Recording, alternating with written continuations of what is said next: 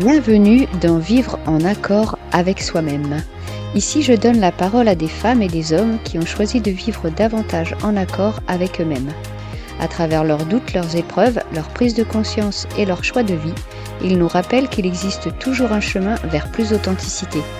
Mon souhait est simple, que vous puissiez vous reconnaître dans leurs histoires, trouver un écho à votre propre parcours et peut-être ouvrir une nouvelle porte en vous.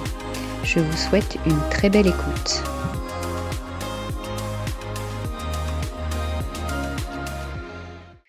Dans cet épisode, je reçois Sarah. Pendant des années, elle a vécu avec une souffrance dont elle ne comprenait pas l'origine.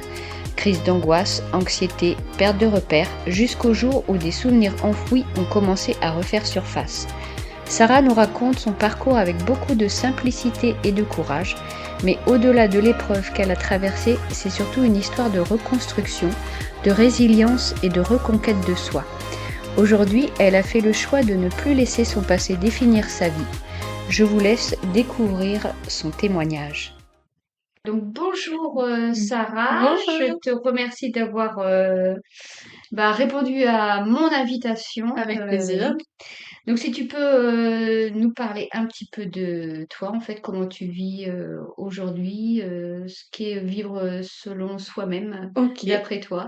Vivre avec selon soi-même. Donc c'est une belle phrase déjà parce que ça peut être compliqué.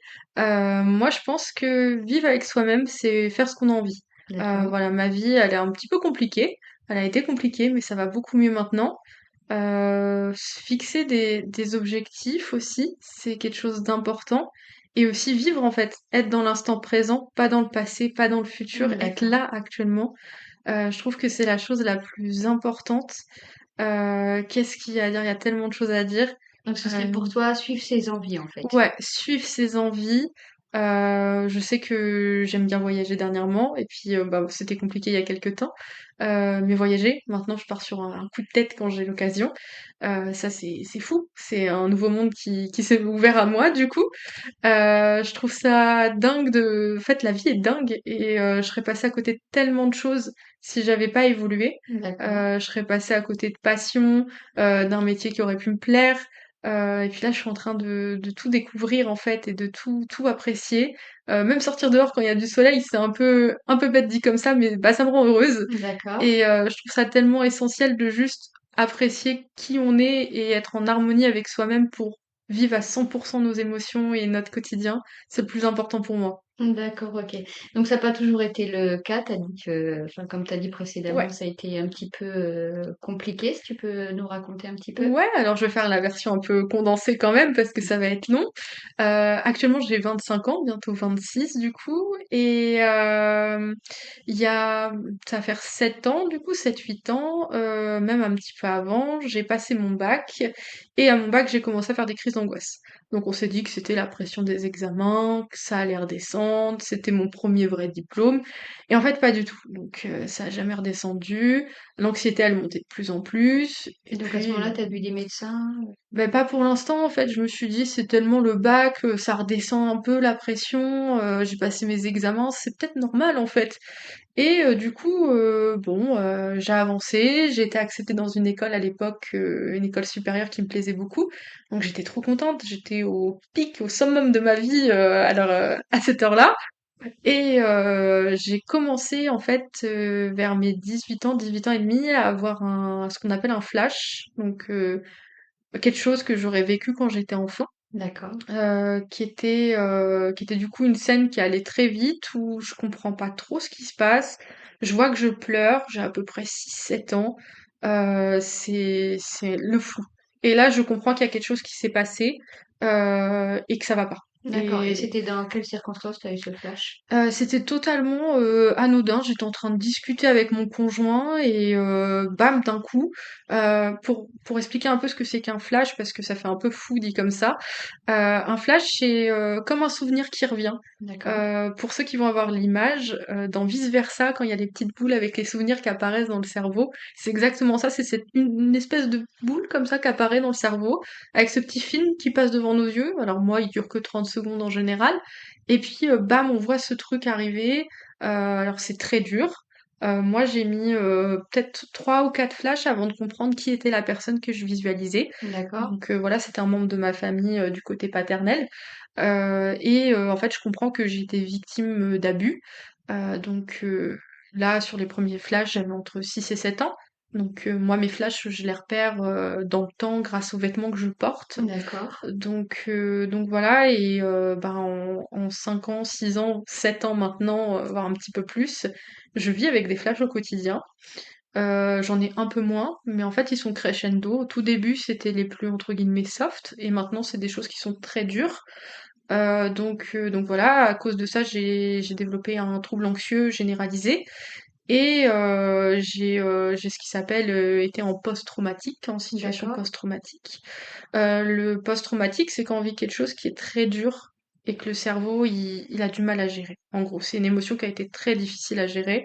Et du coup, en fait, on est un peu, pas bien. Moi, je sais que est tout de suite arrivée. Donc les symptômes de l'anxiété, j'ai fait une dépression également direct après les flashs. J'ai été suivie par des professionnels de santé.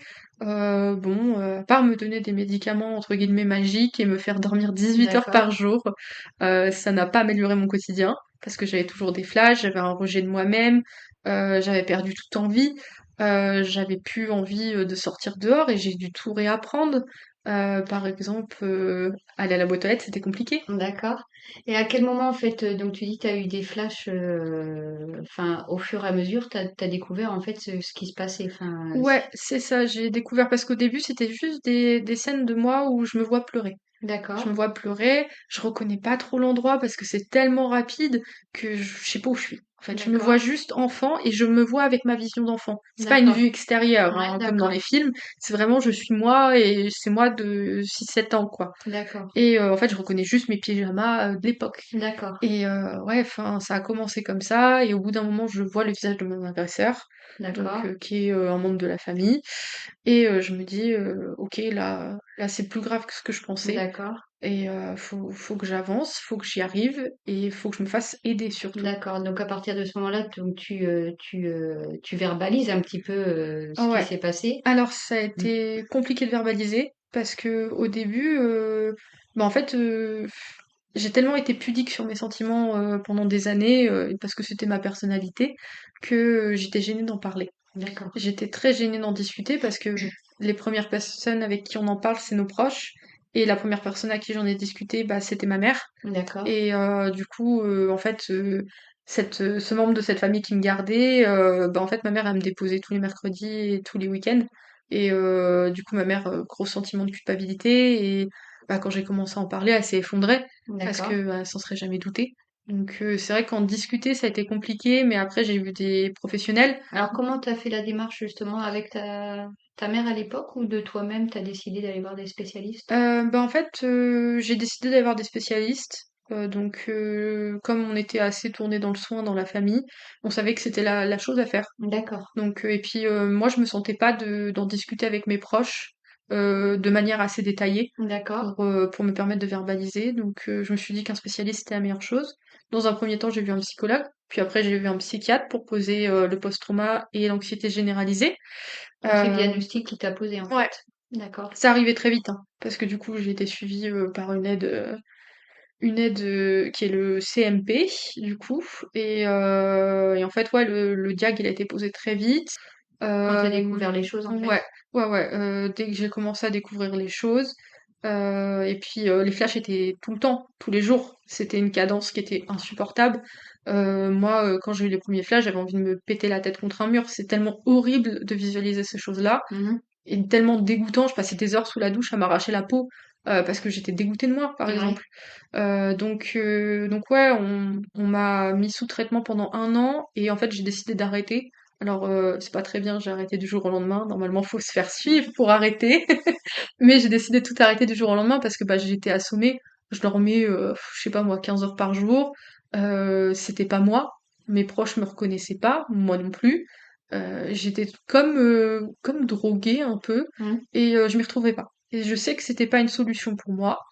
J'ai continué la psychothérapie. Après, je suis partie dans le privé d'accord, pendant 2 ans. Euh, j'ai pas trop parlé avec cette personne parce que j'aimais pas trop parler à l'époque, mais j'ai fait au mieux pour me «guérir» entre guillemets et après je suis passée, c'était mon dernier, ma dernière solution. On Parce m'avait que là, t'étais parlé, pas satisfaite, en fait. non, non, non et puis, mon anxiété elle était, au plus fort. D'accord. Enfin, j'avais une anxiété qui m'empêchait de sortir, qui était, très handicapante dans la vie du quotidien avec des symptômes qui sont, difficiles à gérer. Alors justement, ton anxiété, elle se manifestait comment? Mon anxiété, elle se manifestait, tous les jours dès que je me levais au début. J'avais l'impression de soulever, 2 personnes sur mon dos à chaque fois que je me levais. D'accord. Je dormais quasiment pas, parce qu'en fait, je faisais des terreurs nocturnes, et des paralysies du sommeil. Donc en fait, je revisualisais, cette personne qui était à mes côtés la nuit. Mmh. Donc dormir, sans médicaments, c'était pas possible. Je me levais le matin, j'avais une anxiété qui était que descendre à la boîte aux lettres, c'était impossible. Aller faire les courses, c'était impossible. Parler avec le voisin de palier pour, je ne sais quoi, c'était pas possible et en fait, j'ai dû tout réapprendre.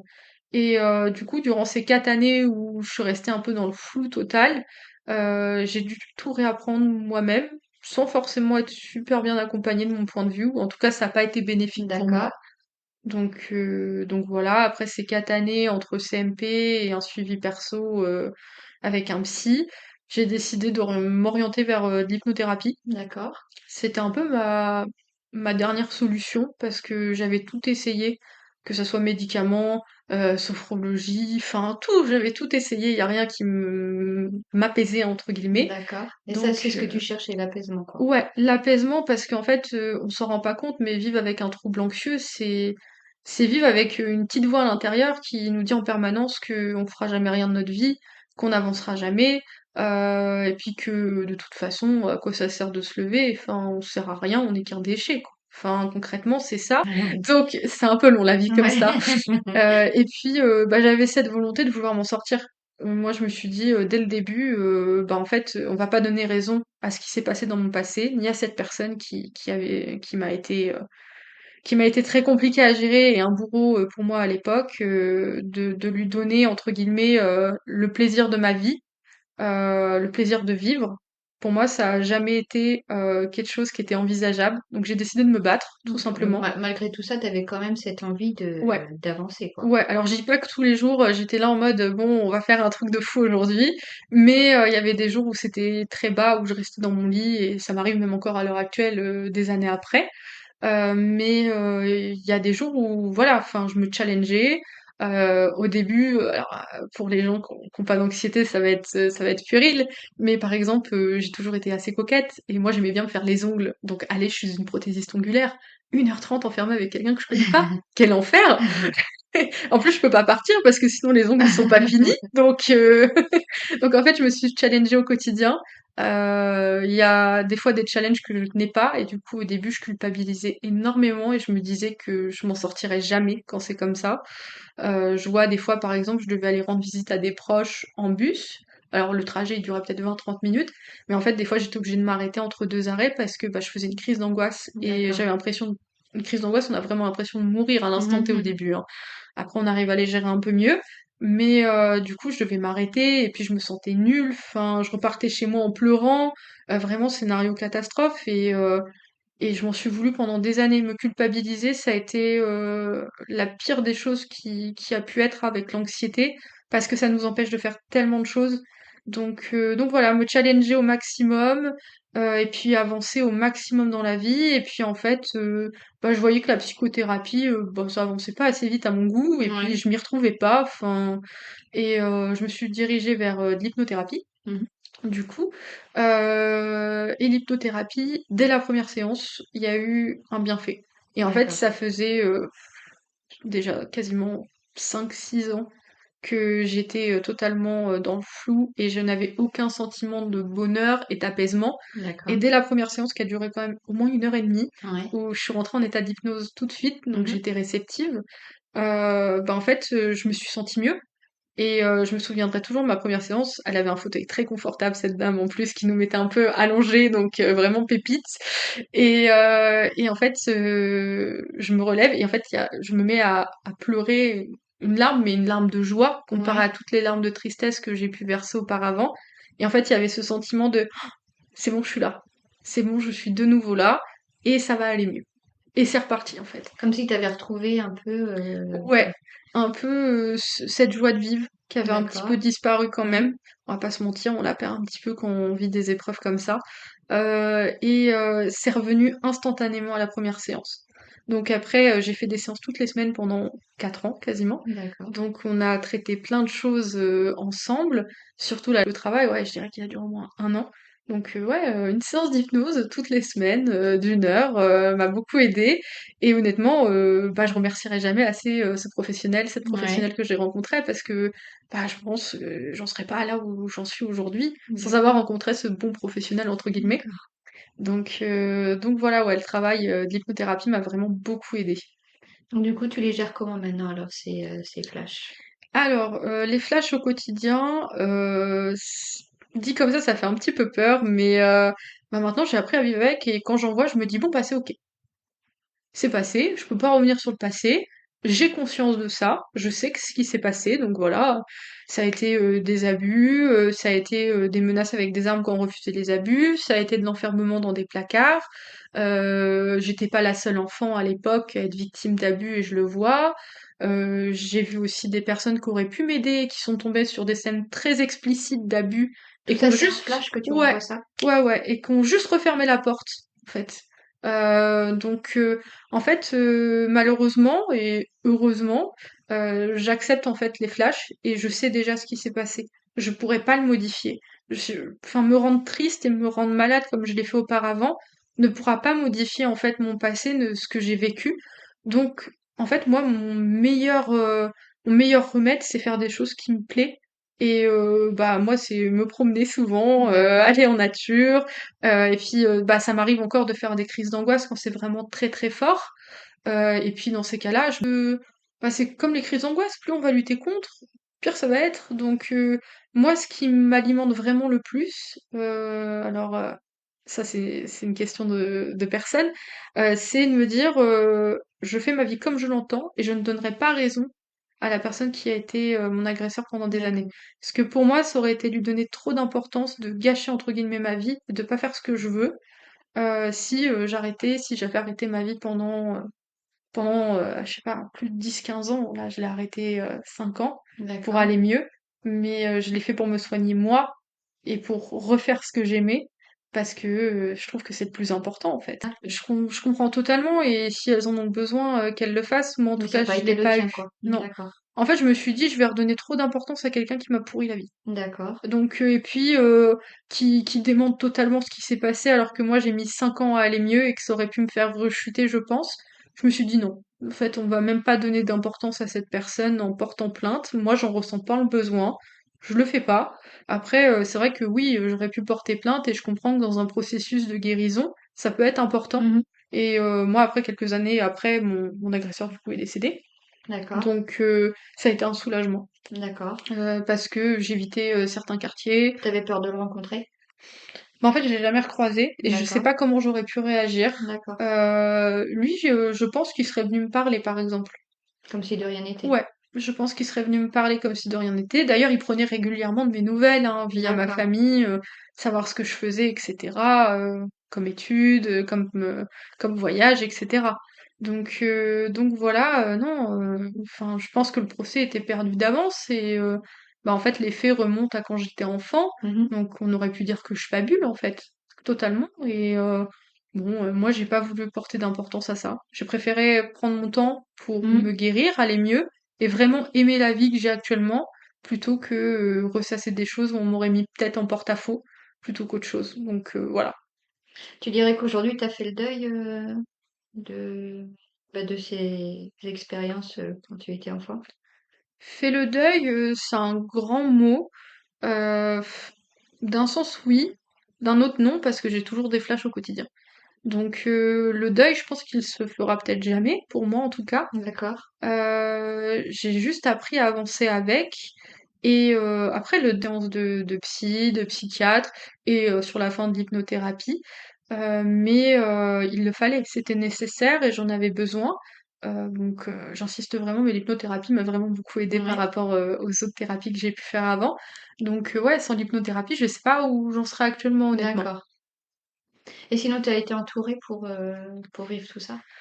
Ça a été un peu, compliqué. En soi, moi j'ai toujours été la fille un peu drôle, un peu joviale, qui rigole de tout et en fait, après le lycée, quand j'ai commencé à parler avec, mes amis, de ce que j'avais traversé, en fait, on m'a un peu tourné le dos parce que, la vingtaine, c'est nos meilleures années et moi, je voulais plus faire la fête, je voulais plus sortir, j'étais pas bien, j'étais dans un mal-être profond et en fait, petit à petit, j'ai bien compris qu'on me tournait le dos parce que j'étais plus drôle, quoi. Ouais, Enfin, c'est clair que faire une dépression et un post-trauma à 19 ans, bon, j'aurais choisi plutôt de faire la fête, je ouais. comprends. Mais en fait, je me suis retrouvée très seule avec mon copain et ma mère. Mon père, du coup, qui était l'enfant de mon agresseur. Au début, c'était très compliqué parce qu'en fait, il pensait que je devenais totalement, cinglée, en fait, Mmh. avoir des flashs comme ça, je comprends que ça soit difficile à entendre de dire, «Je vois des flashs de 30 secondes où je suis victime d'abus, j'étais enfant». Je l'entendais que c'était difficile à comprendre et encore plus quand c'est son propre père qui fait ce genre de choses. Donc l'accompagnement, il a été super restreint sur le point de vue perso. Ça a été vraiment, ma mère et mon copain et ça s'est cantonné à ça parce que, en fait, quand on est plus drôle, on sort plus. Ouais. Donc heu ouais, je me suis retrouvée très, très seule et puis, je l'ai mal vécu quand même parce que, j'étais jeune et maintenant j'ai plus de maturité, à maintenant. C'est dur de se dire, on est rejeté un peu de partout, Mmh. et en fait, j'ai plus une vie normale. J'ai plus une vie de jeune et il y a rien qui me dit que j'ai une vie de jeune. J'avais, 18-19 ans à peu près et les autres, ils allaient faire la fête après le bac et moi, en fait, non, je pouvais pas. Je pouvais pas rentrer en école supérieure à l'instant T parce que, j'étais pas apte. Enfin, je le savais, donc j'ai dû mettre un petit peu, une pause aussi là-dessus. Au niveau des études? Ouais, j'ai mis tout en stand-by et puis, compliqué à vivre et puis, j'ai appris à avancer et puis je suis tombée sur un monde professionnel qui m'intéressait un peu plus. Du coup, je Ouais, me tu changé suis de voie, du coup? ouais, ouais, ouais, j'ai changé de voie. Je suis partie sur des études totalement, différentes et ça m'intéresse déjà un petit peu plus. Voilà, j'ai passé un BTS et là, j'ai mis ma pause un peu une pause, sur mes études parce que j'ai eu des problèmes perso avec des proches malades, je suis proche aidante à l'heure actuelle. D'accord. Et là, je passe un bac+3 du coup, totalement en télétravail avec une école, qui est digitale. Voilà, c'est pas pour autant qu'il y a des épreuves dans la vie qui me sont arrivées que j'ai arrêté. J'ai arrêté de «rêver» entre guillemets d'avoir des Ouais, études. Je rêve toujours de ma maison, un jour ou l'autre, j'ai des chiens, je rêve toujours d'avoir une maison à la campagne un jour ou l'autre. d'accord. Enfin, je trouve ça tellement important de pas se qualifier en tant que victime d'eux, mais Mmh. plutôt en tant que survivant d'eux. Pour D'accord. moi, le mot survivant, il est important. Je trouve que c'est une notion, on devrait pas mettre victime. Pour moi, c'est un mot qui est trop dur à porter, c'est une étiquette qui est compliquée à gérer. Et en soi, personne n'est victime de ce qu'il subit quand c'est des choses comme ça. Malheureusement, je pense que survivant, c'est le meilleur mot, Mmh. parce que ça demande une rage et une envie de vivre, de lutter contre tout ça, qu'on est plus des survivants à quelque chose que des victimes. D'accord. Et donc, aujourd'hui, alors, enfin, si tu peux nous dire l'avant et l'après, en fait. Alors, l'avant et l'après. Donc là, on est 7-8 ans après maintenant, Après depuis les premiers flashs, du après les coup? premiers flashs du coup. Et c'est le jour et la nuit. Enfin, j'ai toujours quand même de l'anxiété actuellement. Mmh. Pour moi, ça reste quand même compliqué certaines situations. Par exemple, aller dans une grande ville pour visiter ou quoi que ce soit, ou aller dans un lieu que je ne connais pas, ça reste toujours quelque chose de stressant. Mais en fait, je me dis, si je fais une crise d'angoisse, si je suis pas bien, j'y vais pas et puis c'est pas grave, j'y Mmh. retournerai un autre jour. Ce truc de plus culpabiliser aussi, ça a changé du tout au tout. Se dire que, c'est OK en fait, si je le sens pas aujourd'hui, c'est pas grave, s'il y a pas d'obligation, Mmh. je vais pas m'y obliger. Et Heu c'est arrêter de porter un jugement sur soi-même, quoi. Ouais, le plus dur, c'est vraiment, pour moi, c'était vraiment de l'autoflagellation, quoi. Vraiment, En fait, bah, j'essayais d'avancer un petit peu il y a quelques années, je faisais un petit truc pour me challenger, j'y arrivais pas et je retombais 10 pieds sous terre parce que, j'y arrivais pas et en fait, c'était, 2 pas en avant et 10 000 en arrière Mmh. quasiment. Ouais. Donc maintenant j'ai arrêté de faire ça, de me culpabiliser et ça a changé mon quotidien. Maintenant j'ai une vie, un peu plus classique, comparée à il y a quelques années. J'ai réussi des études, j'ai réussi à me challenger au quotidien. Dernièrement, ça a été de partir en vacances. Pour D'accord. moi, c'était totalement fou, hein, parce qu'il y a cette notion de «bulle» entre guillemets quand on est anxieux, où il y a une pièce ou un endroit, donc moi c'était ma chambre, c'était chez moi, où, il nous arrive rien. Mmh. C'est ce truc de cocon où il peut rien nous arriver. Donc moi partir à 800 kilomètres de mon cocon, c'était quelque chose de compliqué. Donc moi l'alternative, c'était que j'aime beaucoup conduire et du coup j'ai acheté une voiture et je l'ai aménagée un petit peu. Comme ça j'ai mon D'accord. petit cocon que je Ouais. déplace tout le temps et D'accord. je peux faire des choses. Et en fait, c'est aussi faire des compromis aussi avec mon anxiété, c'est de me dire: «Je vais pas partir dans un truc à 100 où je sais que ça va me mettre très anxieuse». Mmh mh. C'est de dire: «Je vais trouver une alternative, ça va Mmh. peut-être être un peu plus long pour trouver, mais je vais le faire quand même». Et ce truc de «je vais le faire quand même», ça m'a toujours animée et je me suis dit: «Peu importe ce que j'ai vécu, même si quelques années en arrière je pensais que c'était impossible, c'est ma meilleure revanche sur la vie de me dire, par exemple, genre je prends la voiture pour faire 1 200 kilomètres. D'accord. Je trouve ça trop bien en fait. Mmh. Et de me dire qu'il y a 5 ans j'étais au fond de mon lit et d'aller chercher le courrier c'était horrible. En fait je me dis, bah, on peut tout faire. Ouais. On peut se sortir de tout avec les bons professionnels, un accompagnement et aussi cette force mentale aussi de vouloir y arriver et avancer. Parce que ça c'est, je dirais, plus de 50% du travail de Ouais. vouloir avancer. Si on reste dans ce truc de ruminement en permanence avec des idées négatives, alors je comprends, c'est très dur à gérer les pensées négatives, mais si je serais restée dans ce truc-là, j'en serais pas où j'en suis aujourd'hui, à faire des études, à sortir, à rigoler avec mes amis, à avancer dans la vie, à me projeter. Ça a tout changé. Alors oui, il y a encore de l'anxiété, oui, il y a encore des symptômes qui sont présents, mais ça ne me définit pas, ça ne définit pas qui je suis. Aujourd'hui, quels conseils tu aimerais transmettre aux personnes qui nous écoutent? Je dirais dans un premier temps, s'écouter et se faire confiance. Parce que au début, moi, j'ai douté de ce que je voyais. Et ça a été vraiment 6 mois où je suis restée dans un flou un peu total. À me dire: «Non, je suis folle, vous êtes pas fou». Enfin, loin de là.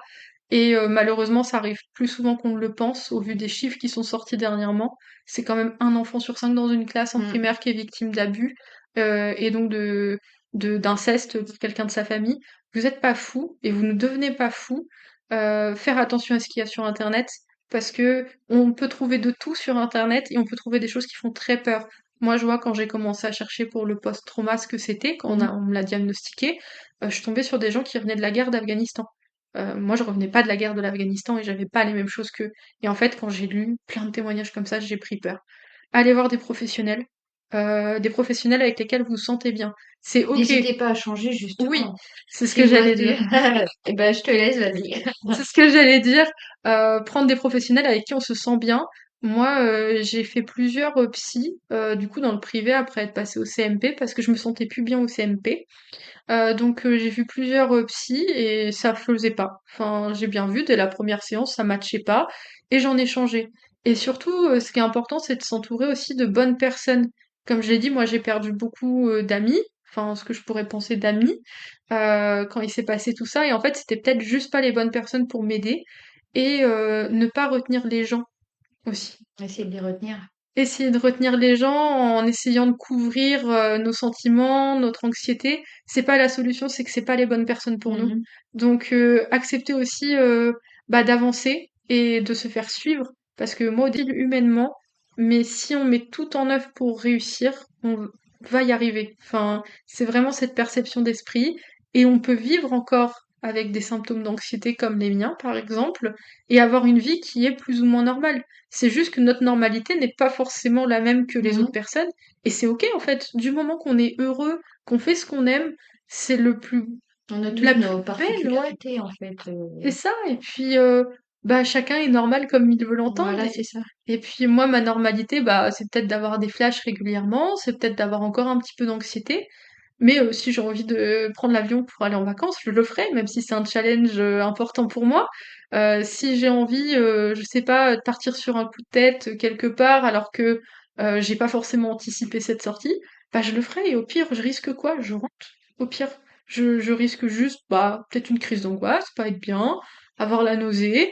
Et puis, il y a plein d'alternatives. Je vois la nausée, maintenant, je suis toujours accompagnée de bonbons à la menthe et puis ça Ouais. se passe très bien et puis on trouve des alternatives. Parce que moi, les médicaments, j'en prends encore que très, très ponctuellement. Mmh. C'est des médicaments, c'est des anxiolytiques que je prends, de manière, ponctuelle. C'est pas un traitement continu, du Ouais. coup.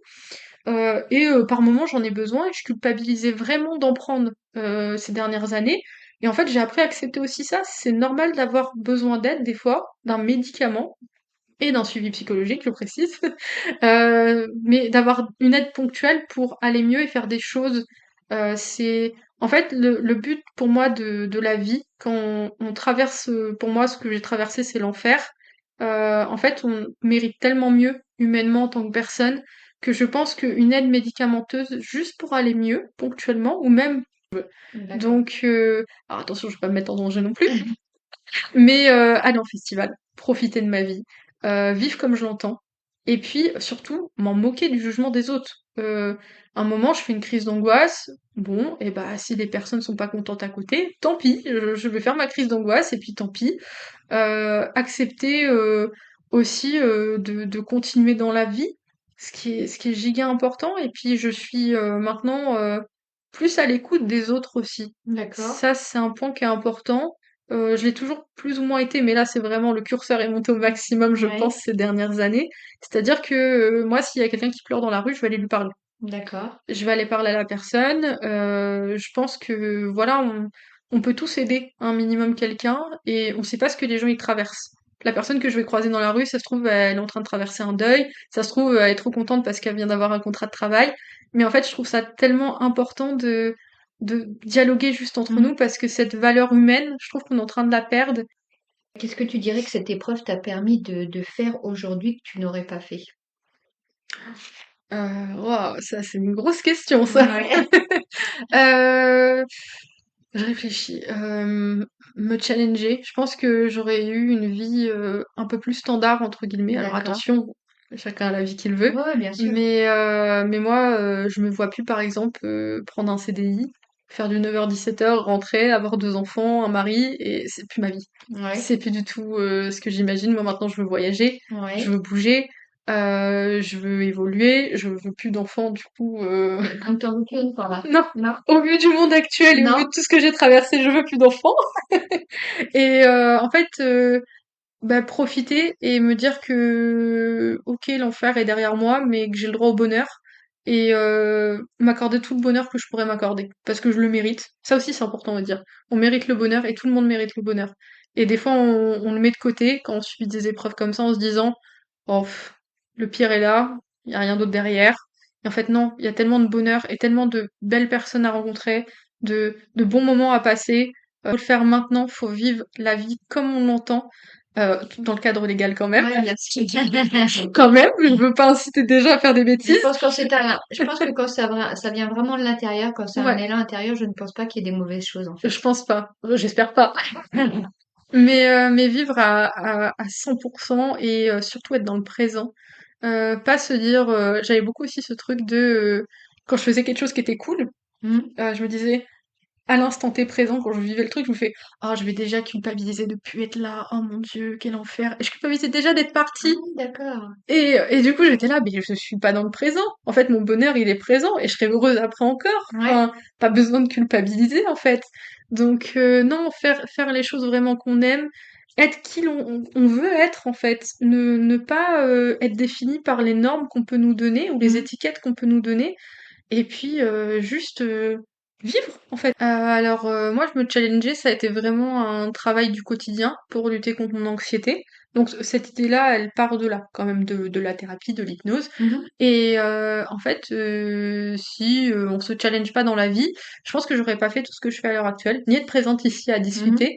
Donc, se challenger, c'est une grosse partie de la vie. Il y a les choses qui font peur, mais il y a les choses qui font peur et qui vont apporter du positif par la suite. Par exemple, moi j'avais très peur de partir en vacances, j'avais très peur d'aller faire les magasins, c'est tout bête, mais aller à Paris alors qu'il y a plein de monde, quel enfer!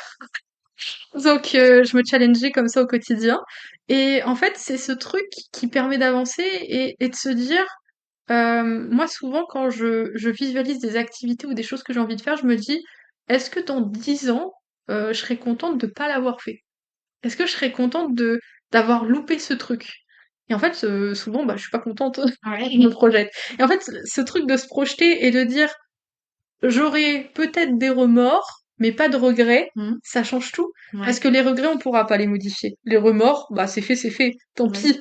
Mais les regrets et j'ai cette image, alors attention, je veux pas être méchante avec les quarantenaires et les cinquantenaires, mais ce truc de d'avoir des regrets à 50 ans et d'être passé à côté de sa vie, moi, c'est un truc qui m'a fait peur pendant longtemps. Et c'est pour ça que maintenant, dès que je peux, je fais et je me dis, ouais, est-ce que là maintenant je peux le faire au niveau de mon anxiété? Oui. Donc, est-ce que je serais contente dans 10 ans de l'avoir fait ou dans 5 ans? Ouais. Ça a été comme ça pour mes études, par exemple. Je m'étais arrêtée à mon bac+2. Je me suis dit, ouais, est-ce que dans 10 ans, je serais vraiment contente d'avoir juste un bac+2, entre guillemets? Mmh. J'étais là en mode, bah non, parce que moi j'ai prévu de voyager, donc il faut un salaire qui Ouais. suit, par exemple. Donc non, je serais pas contente, donc j'ai repris un bac+3. Et en fait, ce truc de se projeter un petit peu plus loin, et de peser un peu la balance du pour et du contre tout en prenant l'instant présent, avec notre anxiété qui est présente, mais en fait, ça permet d'évoluer. C'est un mindset en fait qui est un peu différent. Et du coup, moi, ça me met un peu des fois à l'épreuve, entre guillemets, à me challenger davantage. Donc là, par exemple, je me suis dit, avant mes 30 ans, je prendrais l'avion. Donc là, c'est mon futur challenge pour cette année 2026, c'est prendre l'avion, par exemple. C'est un truc qui me stresse, Mmh. mais dans 10 ans, est-ce que j'aurai des regrets de toujours pas avoir monté dans un avion? Oui. OK. Donc, faut le faire maintenant. Je peux le faire et je m'en sens capable, même si ça me stresse un peu, je m'en sens capable. Je vais foncer, je vais y aller. Et puis, bah, par exemple, là, je vais commencer par un vol qui va être très court, de 2 heures environ. Et puis, bah, ça se trouve, on se reverra dans 3 ou 5 ans et j'aurai fait le tour de la planète, qui sait? Ouais. Parce que j'aurais plus peur de l'avion, parce que je l'aurais fait une première fois. Donc, et puis se challenger, toujours se dire, ouais, est-ce que j'ai la vie que j'ai envie de rien lâcher et de pas donner raison à ce que j'ai vécu? C'est mon meilleur moteur aussi à l'heure actuelle. Donc voilà, c'est le plus gros tips que je pourrais donner D'accord. après 8 ans maintenant de stress et d'anxiété. OK, super. Bah, merci beaucoup, Sarah. Je sais pas si tu aurais quelque chose, Non, à bah ajouter, le mot de la fin, juste d'être bien accompagné, de se sentir à l'aise et vous n'êtes pas fou, vous n'êtes pas folle. Vous avez juste besoin de bonnes personnes qui vous entourent et de vous faire confiance. Et la vie, je vous assure, c'est une phrase que j'ai détestée pendant longtemps. On m'a dit pendant des années que le temps réparait les choses. Et j'ai détesté cette phrase pendant des années, mais je vous assure que 8 ans plus tard, c'est le temps vraiment qui a réparé les choses et les bons professionnels et les bonnes personnes. Donc je vous invite vraiment à consulter et à prendre du temps pour vous. Et c'est pas grave si vous mettez votre vie en stand-by pendant quelques années pour vous guérir. C'est le plus important. On n'a qu'une vie. Vous êtes la seule personne qui pouvait contrôler votre vie. Faites ce que vous avez envie et vivez vraiment heureux comme vous l'entendez. Je pense que beh, c'est les derniers mots. merci. Merci beaucoup, Sarah. Merci d'avoir écouté cet épisode de Vivre en accord avec soi-même. Le témoignage de Sarah nous rappelle qu'il est possible de se reconstruire même lorsque la vie nous confronte à des épreuves profondes. Non pas en effaçant le passé, mais en choisissant de ne plus le laisser décider de notre avenir. J'espère que ce partage aura trouvé un écho en vous et qu'il vous invitera à votre manière à vous rapprocher un peu plus de ce qui est juste et vivant pour vous. Si cet épisode vous a touché, n'hésitez pas à le partager autour de vous. Je vous retrouve très bientôt pour un nouveau témoignage. Prenez soin de vous et surtout, restez fidèles à vous-même.